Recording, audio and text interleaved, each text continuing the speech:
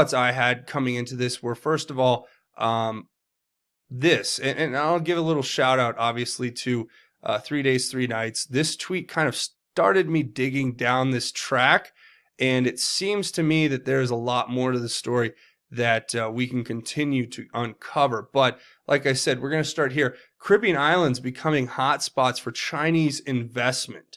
So this was a story that was put out a while ago, actually. This was talking about, this story was coming out in March 25th, but it's talking about the Grand Bahama Island, where a Hong Kong-based company spent approximately $3 billion developing and expanding a deep water container port.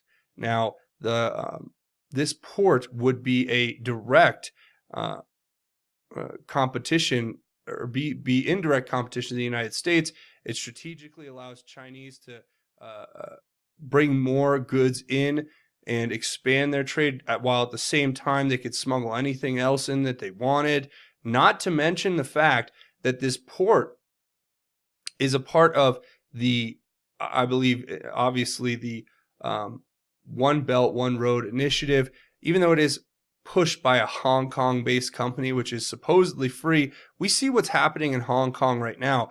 The way that the Chinese government has basically integrated itself into their system, has inundated it with huge mass immigration from mainland China into Hong Kong of mainland Chinese who are now voting communist and pushing communist principles, even though the agreement was for Hong Kong to remain free for another 30 or 40 years. And basically Hong Kong is compromised, and it is a part of mainland China now, the Communist Party, the CCP. So remember this, that this port, they spent $3 billion in developing a deep water port. Now, I don't know if you know what that means, but that means a lot of dredging. That means a lot of construction costs.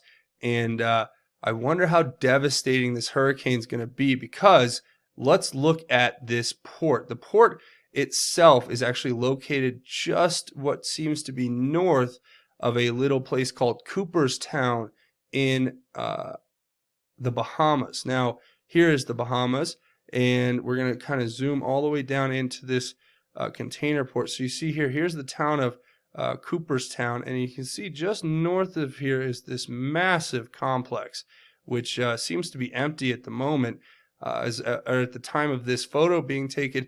But this looks to me, I think, like the deep sea container port that was developed by the Chinese. I've been able to basically verify that through other news sources. But here it is. Now, let's back out. You see where this is. There's Cooperstown. It's just north of there. It's on the north end of the Bahamas. I think that's Grand Bahama, or no, that's I don't know, one of the Bahama Islands. Anyway, the point being, let's look at this. So you see where this is, right? And then you can see the hurricane right there. As I back out, there's a massive Category 5 hurricane that, I mean, you could almost, I mean, knowing how hurricanes go in this area, it's going to basically hit it dead center. And it already hit the Virgin Islands and Little St. James.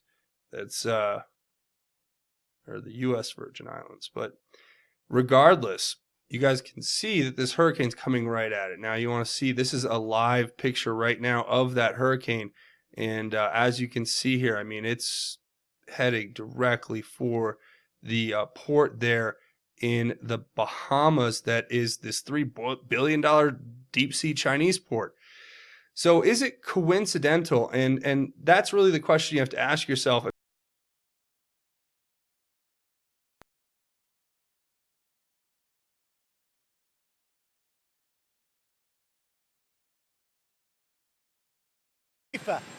He's the biggest man in soccer, and we are, as you probably know, getting the World Cup in 2026 for the United States.